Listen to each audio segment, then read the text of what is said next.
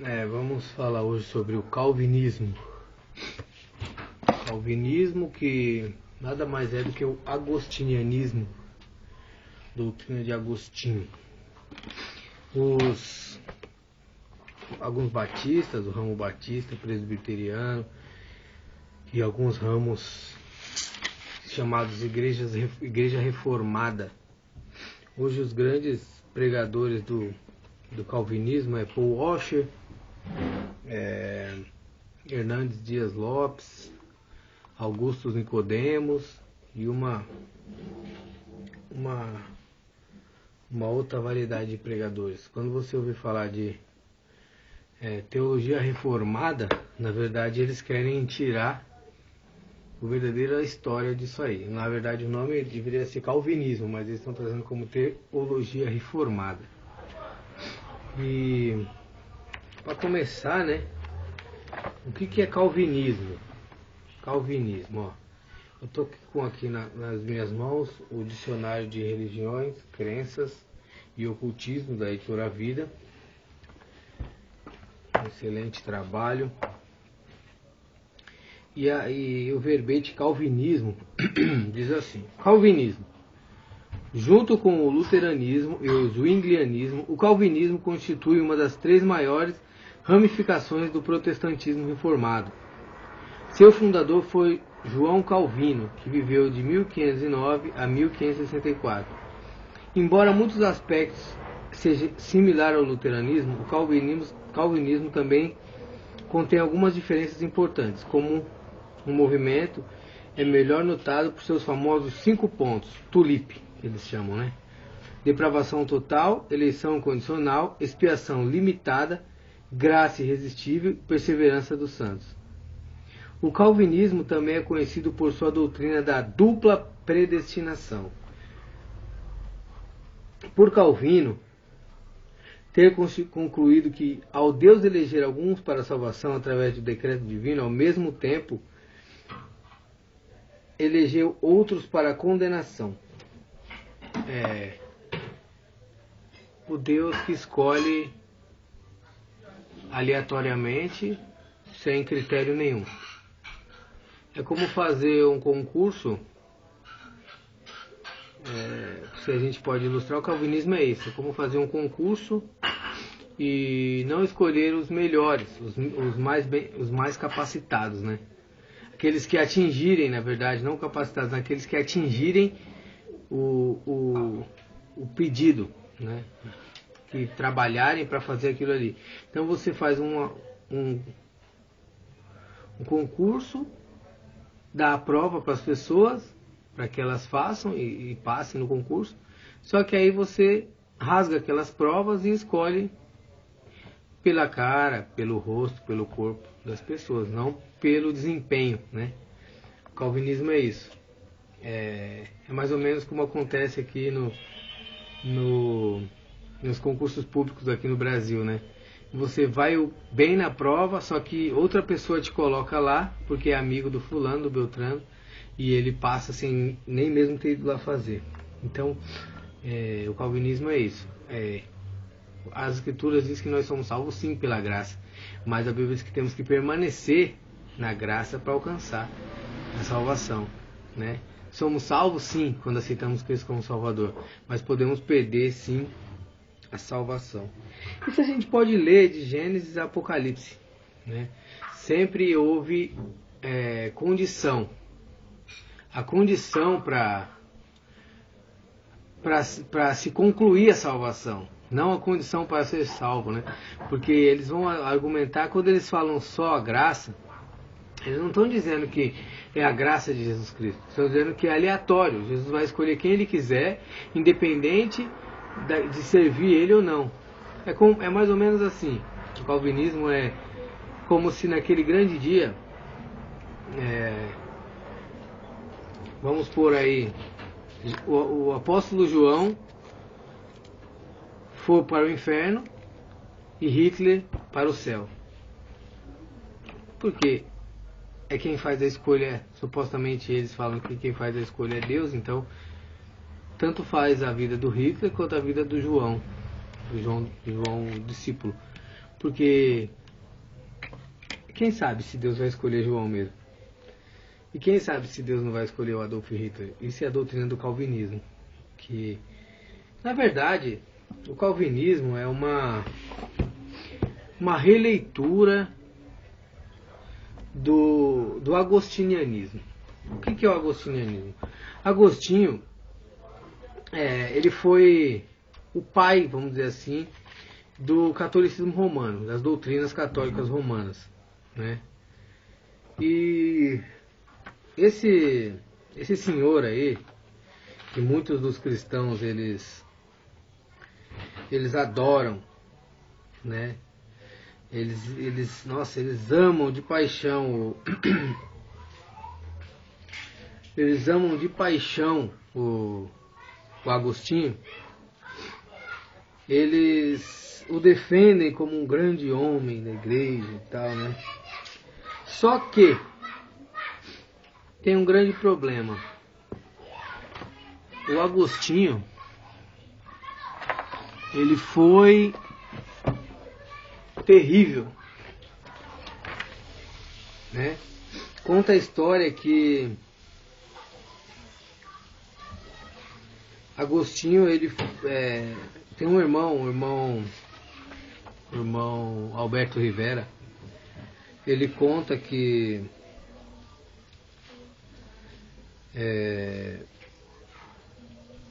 ele foi, segundo a história que o Vaticano até tem lá, Agostinho foi um dos idealizadores do islamismo.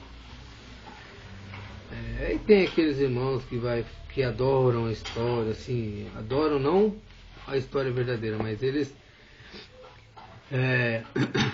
defendem, né, essas pessoas como grandes homens de Deus.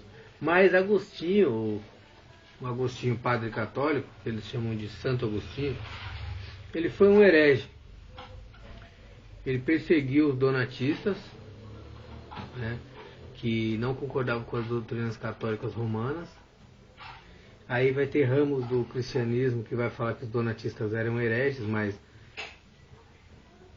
só estuda a história do Agostinho, você vai ver que tá mais fácil dos donatistas ter sido os cristãos verdadeiros, porque Agostinho não era, né? Então, o que Agostinho foi? Quem foi Agostinho? O tão chamado pai do protestantismo, do catolicismo romano. Então, quando ele surgiu, o monge agostiniano Lutero surgiu lá na Alemanha, né, com toda aquela história da reforma e tal. Ele era um monge da ordem dos agostinianos, ou seja, da ordem dos agostinhos, de Agostinho, que era uma ordem, uma ramificação dentro do catolicismo, né, uma ordem de um padre, um monge, que tinha suas ordens lá dentro, seus conventos, né? E ele era dessa linha, né? Primeiro que, como Lutero, ele fazia parte desse ramo, e Agostinho também, Agostinho ele era um asceta, ou seja, aquele que pregava que a carne é totalmente má, e na verdade isso ele absorveu do gnosticismo, né? E ele começou com essa doutrina de que os padres não podem casar, e as freiras, essas coisas todas. Que Timóteo, quando Paulo escreve a Timóteo, que uma das doutrinas de demônio seria a proibição de casamentos, né? Paulo fala que doutrinas de demônios, né, uma delas seria a proibição do casamento. Nós vemos isso bem claro nas Escrituras Sagradas, no livro na carta que Paulo escreveu a Timóteo. Nós vamos estar lendo aqui que Agostinho foi o pai dessa doutrina dentro do catolicismo romano, né? Primeira carta de Paulo a Timóteo, no capítulo 4, versículo 1 e diante, diz assim: o Espírito expressamente diz que nos últimos tempos alguns apostatarão da fé, dando ouvidos a espíritos enganadores e a ensinamentos de demônios, pela hipocrisia de homens que falam mentira e têm cauterizado a própria consciência, que proíbem o casamento e ordenam a abstinência de alimentos que Deus criou para os fiéis, e para os que conhecem a verdade, a fim de usarem deles com ações de graça. Ou seja, o Espírito diz que nos últimos tempos, alguns apostatarão da fé, dando ouvido a espíritos enganadores e doutrinas de demônios. E Paulo fala que uma dessas doutrinas de demônios, no versículo 3, é que proíbem o casamento. Então, o Agostinho, como pai dessas heresias, né, e o seu ramo, o catolicismo é uma desses enxertos aí da escola grega, né? Temos que entender o seguinte, que Agostinho, ele foi um monge católico romano que sofreu grande influência dos filósofos gregos, né? Que a Bíblia chama de filosofias vãs. Então, as vãs filosofias dos gregos influenciou esse homem, né, que eles chamam de o grande teólogo da igreja, né, o Agostinho.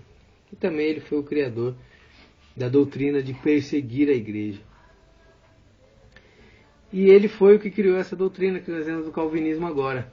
O calvinismo, por ele ter saído do luteranismo, né, que Calvino ele era um adorador de Lutero, um seguidor de Lutero, e Lutero era do ramo de Agostinho. E Agostinho que criou essa doutrina da predestinação, né? Ele predestinava, um Deus que predestinava as pessoas a serem condenadas e outras a serem salvas.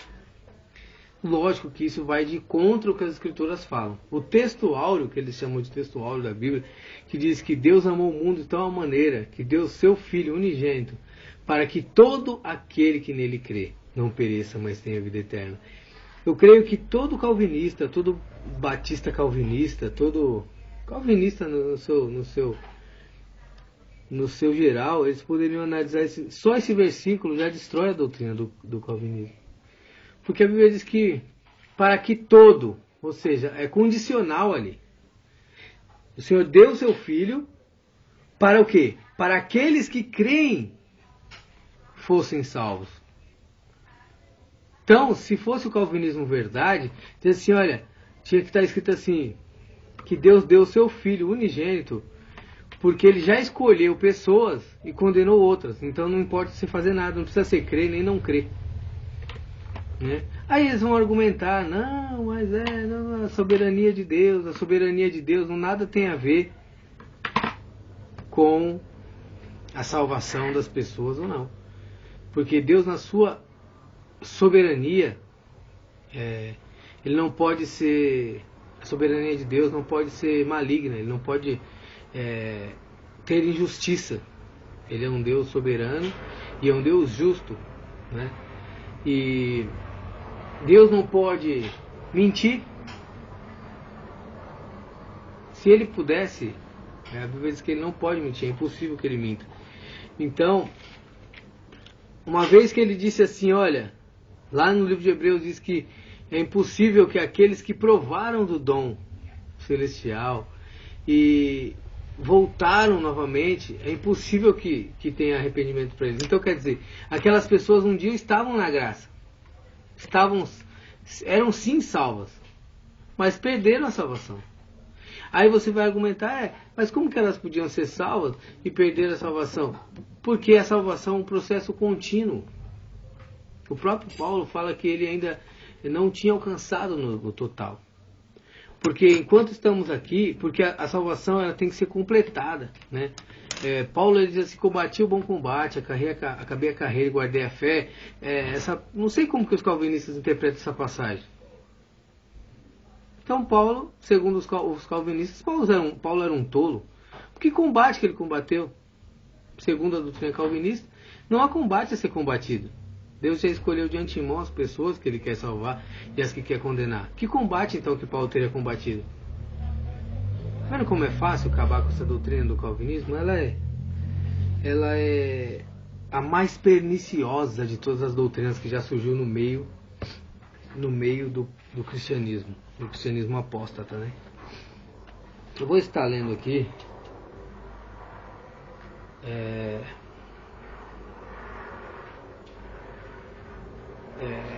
O Reino que Alvoroçou o Mundo, um capítulo desse livro, que fala aqui sobre Agostinho. Diz aqui, Agostinho, o apologista do híbrido. Híbrido.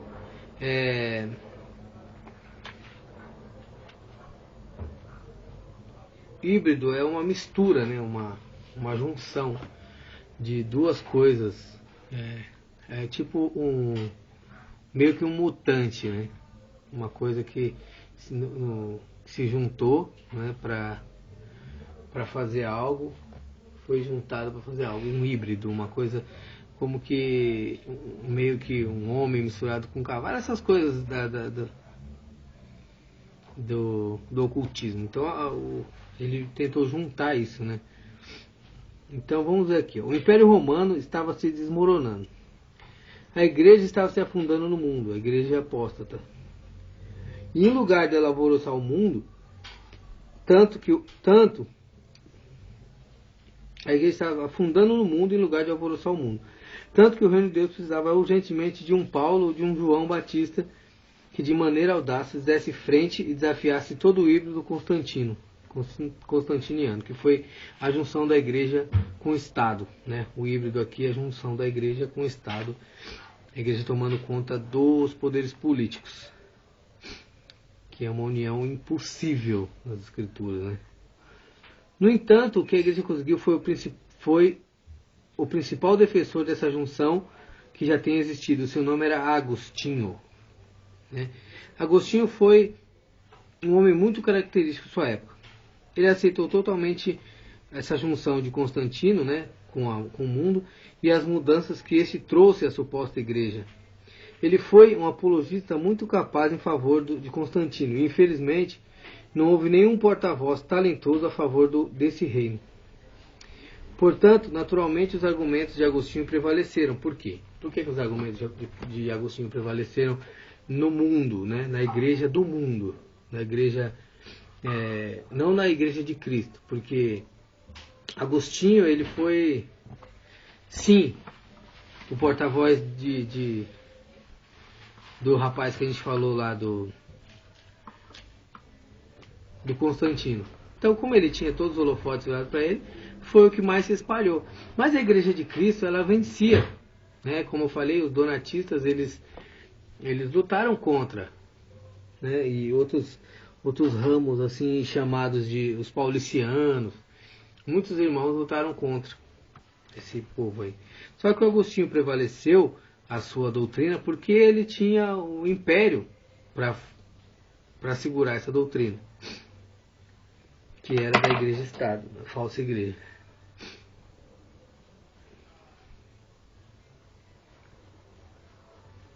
E o método dele, o seu método consistiu em escutar a posição do seu adversário, depois adotar exatamente a posição contrária para contra-atacá-la. Ou seja, Agostinho, ele queria, isso foi algo que eles pegaram das filosofias gregas, né, dos grandes debates, né, dos epicureus, aquelas coisas todas, que eles não queriam saber se estavam certos ou errados. Eles queriam apenas vencer o debate. Essa era uma importância, os gregos davam muita importância para isso. Eles queriam vencer o debate.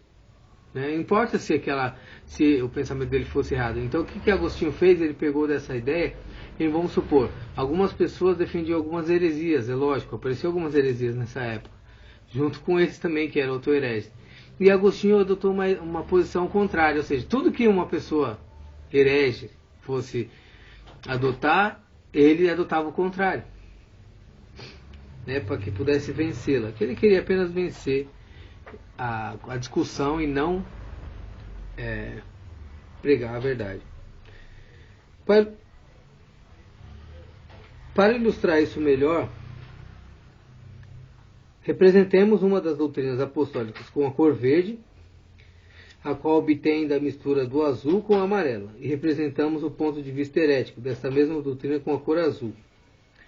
O herege tem, em parte, uma verdade, já que o verde contém o azul. No entanto, o herege não compreendeu toda a verdade. ele alterou a doutrina apostólica ao omitir uma parte essencial dela, ou seja, a parte amarela. Entendeu? Para se obter a cor verde, ela se obtém da mistura do azul com o amarelo. Então o herege é aquele que pegou apenas a cor azul aqui e omitiu a amarela. Então toda a verdade simbolizada vamos dizer assim, toda a verdade para se obter a cor verde precisa do amarelo e do azul. E o herege é aquele que pega só o azul e tira o amarelo. Pois bem, o método de Agostinho não consistia em trazer o seu adversário de volta à plenitude da doutrina apostólica, representada pela cor verde. Não, Agostinho simplesmente se colocava no extremo oposto. Argumentava que o assunto não era azul de nenhuma maneira, mas sim amarelo, ou seja, ia para outra ponta. Desse modo, ele se recusava a reconhecer que o seu adversário tinha ao menos um pouco de razão. E esse método foi muito eficaz como meio de ganhar as discussões, que é aquilo que nós falamos. Agostinho pode ter ganhado as discussões, mas ao fazê-la anulou o cristianismo bíblico histórico, na sua época, para a sua igreja, no caso, o catolicismo. E aí o autor diz que o amarelo não é nada mais do que a metade da fé apostólica, ou seja, verde, assim como o azul. Portanto, aí permita-lhe dar 2 exemplos do que quer dizer. Agostinho contra os gnósticos. O gnosticismo esteve entre as primeiras heresias que o cristianismo enfrentou. O gnosticismo ensinava que o mundo material era mau, pois tinha sido criado por uma divindade diferente que o Deus do Novo Testamento. O dualismo, essa doutrina. Para apoiar sua posição, os gnósticos destacavam o fato de que os ensinos de Jesus eram diferentes dos de Moisés, por exemplo. O Deus do Antigo Testamento tinha mandado os israelitas irem para a guerra, mas Jesus dizia que seus discípulos que amassem os seus inimigos. Logicamente, muitos gnósticos aceitavam os ensinos do reino de Jesus, mas recusavam todo o Antigo Testamento por considerar ser uma obra de um outro Deus. Eles até negavam que o Filho de Deus tinha sido feito homem, que é aquela doutrina que os apóstolos combateram, né? Aquele que nega que Jesus Cristo veio em carne é o anticristo. Os primeiros escritores cristãos, tais como Irineu e Tertuliano, já tinham defendido de uma forma muito capaz o cristianismo histórico, diante do ensino do gnosticismo. Esses primeiros defensores da fé argumentaram que não havia nenhum Deus novo entre o Antigo e o Novo Testamento, mas apenas uma progressão da revelação de um para o outro. A lei de Moisés foi um guia que preparou os israelitas para Cristo. Os ensinos de Jesus eram a meta final para a qual a lei estava preparando os israelitas.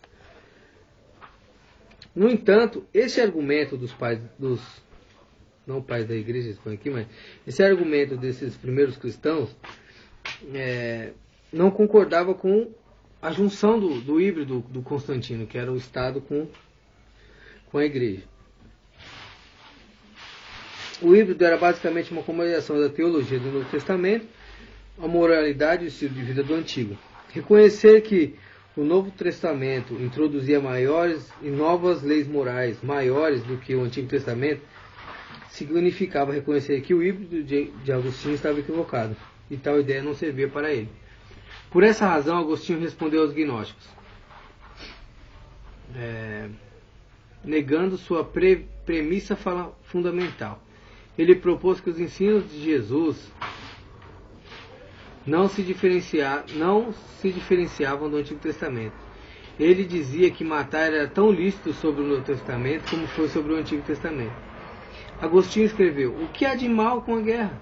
A morte de alguns que de todas as formas logo morrerão, para que outros possam viver em uma submissão pacífica, isso é uma mera antipatia covarde e não um sentimento religioso. Os verdadeiros males da guerra são o amor à violência, a crueldade vingativa e a inimizade violenta e implacável, a resistência descontrolada e a ambição do poder, assim por diante. Em geral, quando é preciso força para se impor o castigo, é com o propósito de castigar essas coisas que, em obediência a Deus ou alguma autoridade legal, os homens bons fazem guerra, pois esses se encontram numa posição tal com relação ao comportamento dos assuntos humanos, que uma conduta correta lhe exige agir ou fazer que os outros ajam de indeterminada maneira.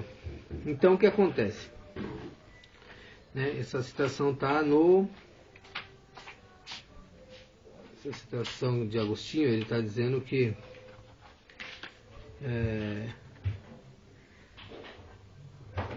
Agostinho contra os maniqueus, replicando o falso dos maniqueus e tal, os pais nicenos e os pré-nicenos, tomo 4. Então, ele dizia o seguinte, que a guerra era lícita, porque agindo assim você agiria de forma que o governo e também agiria extirpando os hereges, não com ódio, mas com amor, né? Como ele pregava, entre aspas. Nunca vi matar ninguém por amor, né? O homem, né? O homem não tem essa... Aí, agora vamos aqui. Sim, mas Jesus não disse que amássemos nossos inimigos e não resistíamos ao que é mal? Agostinho teve uma resposta para isso. Poderíamos supor que Deus não autoriza a guerra porque nos últimos tempos o Senhor Jesus disse: Eu, porém, vos digo que não resistais ao mal, mas qualquer te bater à direita, na face, oferece a outra. No entanto, a resposta é que se exige aqui não é uma ação corporal, mas uma disposição interior, ele fala. Em outras palavras, ele diz, é correto matar conquanto que ame a pessoa a quem mata. Olha só. Hoje, vendo, se você ligar lá no... É tão idiota essa doutrina do Agostinho, por exemplo. Quando você liga a televisão e assiste lá os programas de reportagem do Cidade Alerta, do Atena, ali, do pessoal do Marcelo Rezende, tem um monte de casos lá de homens que mataram as mulheres, supostamente por amor. Mas quem concorda que foi por amor? Quem ama não mata. E Agostinho está falando aqui, ó, é correto matar contanto que se ame a pessoa quem mata. Essa é a doutrina do calvinismo. Essa é a doutrina do calvinismo. O calvinismo é agostinianismo. Né? Calvino fez isso também. Ele matou. Ele matou um só. Ele matou um só, mas um monte de pessoas foram mortas pela doutrina dele, porque não aceitava a doutrina dele, e ele fez questão de matar um. E não tem problema se ele matou um só. A Bíblia não diz que você não pode matar nenhum. Quem dirá mas outro matou um monte, e ele só matou um. Mas matou. Num país que tem pena de morte por assassinato, tanto faz se você matar 10 pessoas uma vez ou você matar uma só. Se você for pego, você vai ser morto. Não tem problema. Mas eu matei só um, aquele matou 10, vai ter a mesma pena? Não tem essa, né? Então ele matou sim, Agostinho não, mas Agostinho foi o que criou essa doutrina, matou muitos. E o calvinismo também fez. Lógico, os calvinistas, eles odeiam as pessoas. É só você... como você falar... como toda seita herética, o que acontece? O cristão, quando ele ouve alguém falando de Jesus, né, zombando de Jesus, qual que é a atitude dele? É defender a fé. Não com ódio, não com... A Bíblia diz que nós temos que dar com mansidão resposta da nossa fé. E todo crente verdadeiro, quando ele vê Jesus sendo atacado, ele tenta responder ali com carinho, com amor, amando aquela pessoa, para que ela possa sair daquele pensamento que ela tem sobre Jesus. Não é assim com os adeptos de seita. Experimente falar para um adventista da Ellen White. Ele ama você, fala para você que te ama, guarde o sábado. Quando você fala da Ellen White, ele vai te matar. Experimente falar para um jeovista de Charles Taze Russell, de Rutherford. Experimente falar para um mormon de Joseph Smith. Experimente falar para um espírita de Allan Kardec, Chico Xavier, que você vai ver. Experimente para falar do Papa para qualquer católico, ele também vai te bater. Experimente falar de Calvino para um calvinista. Vai ser pior do que esses outros que eu te falei. Eu vi um calvinista uma vez com tanto ódio, né, e aí eu parei para pensar assim. Engraçado, eles abrem a boca para falar que são calvinistas, né? Cada um tem o seu líder, o líder que quer. Por exemplo, o meu líder, o meu mestre é Jesus. Foi ele que morreu na cruz por mim. E pelo que eu saiba, Calvino não morreu numa cruz, né? Calvino não era o Messias. Só que eles enchem a boca para dizer que são calvinistas. Que pena. Aí vão falar, você está falando isso porque é uma ideologia que a gente segue um reformador. Calvinista é calvinista. Cristão é cristão. Budista é budista. Espírita é espírita. Você se nomeia por aquilo que você segue. Então todo cristão deve seguir a Cristo. E o calvinista segue Calvino. Por isso que eles odeiam tanto as pessoas, né? O calvinista é terrível, eles zombam das pessoas, eles odeiam mesmo. São uma seita terrível. Não existe comunhão com calvinista. Né? Não existe. O crente que fala que tem comunhão com calvinista, ele é igual a ele. Não tem como você ter comunhão com as trevas. Eles são filhos das trevas. Né? Primeiro que o Deus do calvinismo, ele é um Deus totalmente mau. Porque ele escolhe pessoas. Escolhe sem nenhum critério, assim. As piores ele escolhe. Não é as piores no final. As piores, porque para eles as piores, a escolha de Deus é desde a fundação do mundo. Ele já escolheu de antemão e acabou. Eles não entendem que Deus conhece o futuro. E Deus trabalha em prol daqueles que hão de herdar a salvação. Quem hão de herdar a salvação? Isso não está falando de predestinação, está falando de presciência de Deus. Ele já sabe quem vai ouvir a mensagem, quem vai se converter. E mesmo assim, ele trabalha para que as outras pessoas ouçam o Evangelho e tenham uma opção de escolher entre ser salvo ou não. Eis que põe diante de ti a bênção, a maldição. Isso é para Israel, mas também é para o cristão. Porque o crente ele tem a bênção, a maldição. Ele escolhe Jesus ou escolhe. O 3,16 João diz: todo aquele que nele crê não pereça. Então quem não crê vai perecer. Então há uma condição ali. Né? Se a gente focar só nesse versículo, o calvinismo já cai por terra. Mas nós estamos vendo aqui o calvinismo, leia-se calvinismo por agostinianismo também. Então ele disse aqui que você teria que amar as pessoas que você mata. Você não pode matar a pessoa com ódio, você tem que matar com amor. Vai falar isso por Marcelo Rezende. Agostinho continuou: o Senhor exige paciência quando diz: ao que te ferir uma face, oferece também a outra. Isso pode ser a disposição interior da pessoa, ainda que não se manifeste numa ação corporal ou por meio de palavras. Pois quando o apóstolo foi golpeado, ele orou que Deus perdoasse os seus agressores no mundo vindouro, mas não pediu que a injustiça ficasse impune naquele momento. Interiormente, ele manteve um sentimento de amor, enquanto que exteriormente desejou que o homem fosse castigado como um exemplo. Agora, olha aqui, Agostinho usa justamente o caso de Estevão e de Paulo, no caso que vamos falar de Estevão. Quem que estava matando? Estevão era o ímpio, o religioso. Agostinho não está do lado do...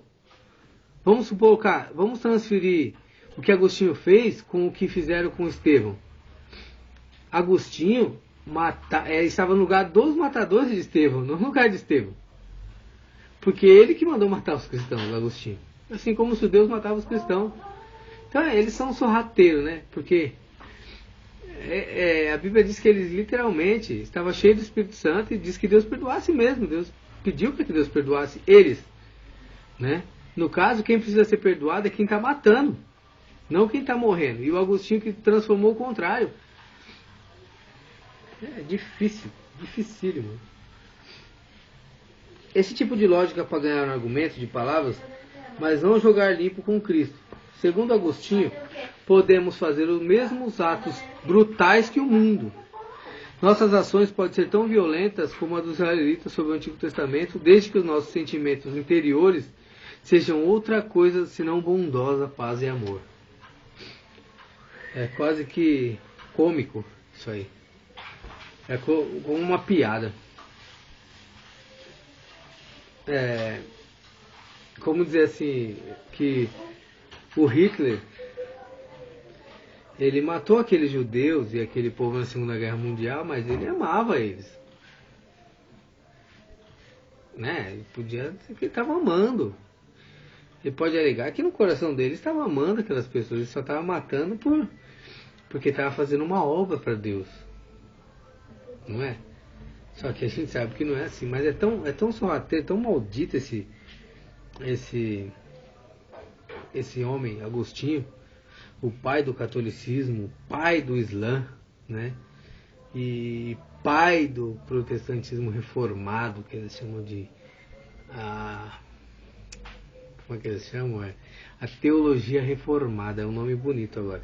Tem que se ratificar o seguinte, que eles estão aproveitando agora a decadência do movimento pentecostal para ressurgir com suas palavras bonitas, né, falando de graça, de amor, só que a graça deles é condicional, né?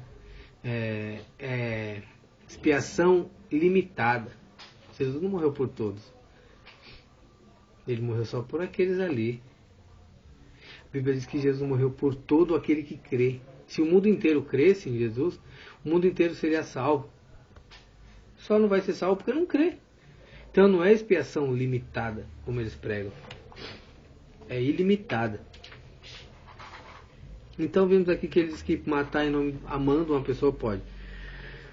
Isso é calvinismo. Seguindo essa forma de argumentação, Agostinho conseguia defender quase qualquer assunto para os da laia dele. Por exemplo, Agostinho argumentava que perseguir os donatistas era um ato de amor cristão, já que isso os trazia de volta ao aprisco da igreja. Só que os donatistas eram pessoas que não concordavam com as doutrinas híbridas de Agostinho, né? Separação igreja e Estado, né? O clero, os donatistas não concordavam com o clero, que é a doutrina dos nicolaítas, que é o grupo de pessoas especiais, e os leigos. E também os donatistas batizavam novamente as pessoas que vinham dessas igrejas que já eram apóstatas até antes do catolicismo surgir. Algumas igrejas já tinham pastores presidentes, bispos presidentes, né?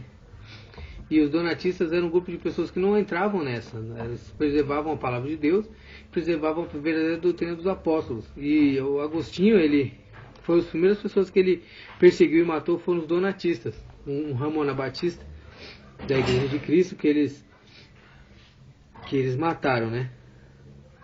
Eles perseguiram.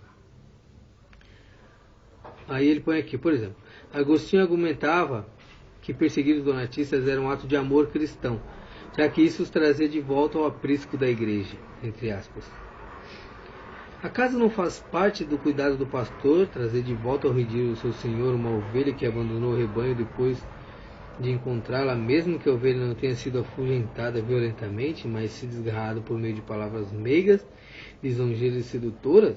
E ele pode trazê-la por meio do temor do chicote ou por meio da dor do chicote? Se elas mostrarem sintomas de resistência, ele diz. O que Agostinho não compreendia, primeiro porque era um endemoniado, carnal, né? É que no reino de Cristo os meios são sempre tão importantes quanto o fim. Os cristãos não fazem uso de meios maus ou violentos numa tentativa de obter um resultado piedoso. Como fazemos algo, é igualmente importante quanto o que fazemos. Como é tão importante quanto. Né? Ele pregou sobre a guerra justa, né?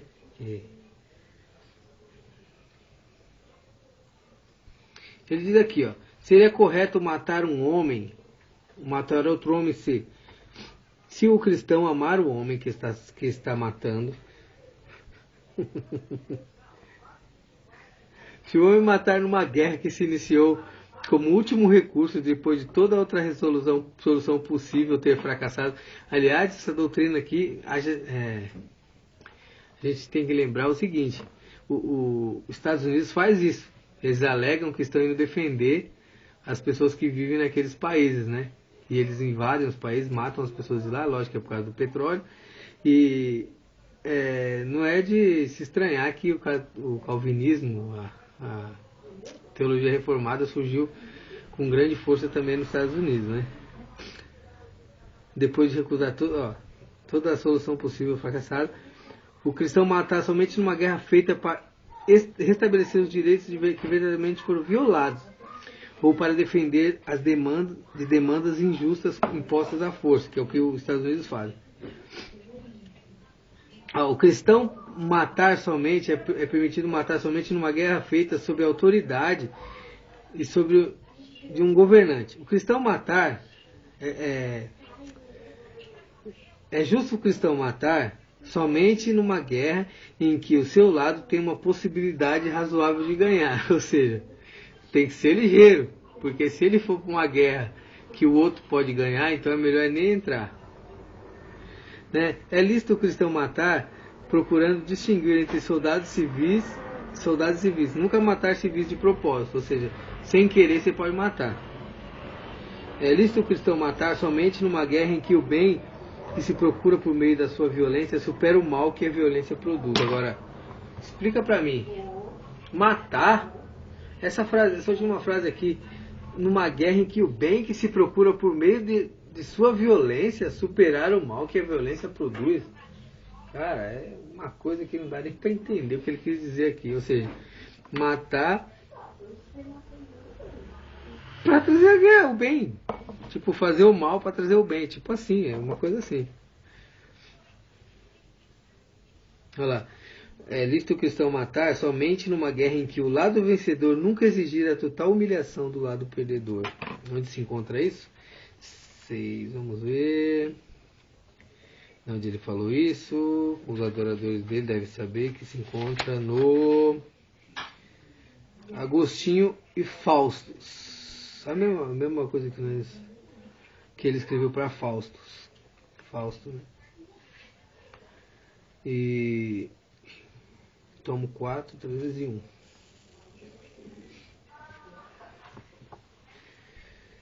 Se você é cristão, essas condições devem parecer absurdas. Lógico, um cristão faria uma coisa dessa. No entanto, talvez não lhe pareça assim. Isso se deve ao fato de que quase todos nós fomos fortemente bombardeados pelo livro de Constantino e Agostinho, e também pelos argumentos formulados pelo seu Papa Agostinho em favor do mesmo. Portanto, permita-me ajudá-lo a ver o que consiste esse absurdo. Sob o antigo Código de Guerra, considerava perfeitamente legítimo e honrável matar todos os homens do inimigo e violar sexualmente todas as suas mulheres. Esse era o Código de Guerra. Já vimos como Agostinho racionalizou a matança dos homens. Agora, vejamos como pareciam essas mesmas condições se aplicássemos à violação das mulheres. Digamos que é correto, isso o irmão está fazendo aqui uma análise, dessa análise que ele fez, se é lícito o homem matar, segundo a violação de guerra lá. Aplicasse uma violação de mulheres às condições da guerra. É lícito o cristão viole uma mulher quando ele ama ela. É lícito o cristão violar a mulher somente numa guerra que se iniciou como último recurso depois que toda outra solução possível tenha fracassado. É lícito o cristão violar as mulheres somente numa guerra feita para restabelecer os direitos que verdadeiramente foram violados ou para defender demandas injustas impostas à justiça. É lícito violar as mulheres somente numa guerra feita sob a autoridade governante. É lícito o cristão violar mulheres somente numa guerra em que seu lado tem uma possibilidade razoável de ganhar. É lícito o cristão procurar distinguir entre as esposas dos soldados e as esposas dos civis, e nunca violar as esposas dos civis de propósito. É lícito violar as mulheres somente numa guerra onde o ataque violento é proporcional ao fim que se procura. É lícito o cristão violar as mulheres somente numa guerra em que o bem que se procura por meio desse ato violento supere o mal que produz essa violência. É lícito o cristão violar a mulher somente numa guerra em que o lado vencedor nunca existe total humilhação do lado perdedor. Então, irmãos, é a mesma ideia aplicada da guerra à violação de mulheres. Entendeu? Porque nas guerras era lícito também. No Código de Guerra era lícito também violentar as mulheres das pessoas que perdiam a guerra. Certamente não foi difícil você perceber o absurdo desses princípios, critérios, quando se aplicam à violação de mulheres. Por quê? Pois é tão difícil ver o absurdo quando se trata de matar homens. Por que é tão difícil ver o absurdo quando se trata de matar homens em vez de violar as mulheres? É porque quase todos nós somos bombardeados com a mentalidade desse híbrido, crescemos numa sociedade que aceita, propaga valores desse híbrido. Lembre-se, sobre o híbrido, não se atribui nenhuma condenação aos pecados da violência, tais como matar e torturar, como que esses atos fossem levados a cabo sob a autoridade dos governantes. No entanto, essa junção Estado e Igreja quase sempre condenou os pecados sexuais de qualquer tipo. Os critérios da, entre aspas, guerra justa são uma clara violação dos ensinos de Jesus. Por exemplo, os critérios da guerra justa propõem que para ser justa, uma guerra deve ser travada para restabelecer os direitos que verdadeiramente foram violados ou para se defender das demandas injustas impostas pela força. No entanto, Jesus tinha abordado esse mesmo assunto. Ele disse que não devemos resistir ao que é mal. Se alguém quiser tirar a sua túnica, permita-lhe que leve também a capa. Se alguém lhe obrigar a levar uma carga por 1 milha, vá com ele 2. O cristão não deve fazer guerra para estabelecer os direitos. Eles sofrem as perdas de boa vontade. Oferecem outra face. Eles não se vingam nem contra-atacam. Também não acreditam que essas coisas possam ser feitas em nome do amor. Então, o cristão não deve acreditar nessas coisas. É um absurdo, né, o que foi feito em nome de Jesus, pelo Agostinho, pelo catolicismo, há esses anos todos, esses milhares de anos, centenas de anos, por assim dizer, e o que foi feito pelo calvinismo, que é uma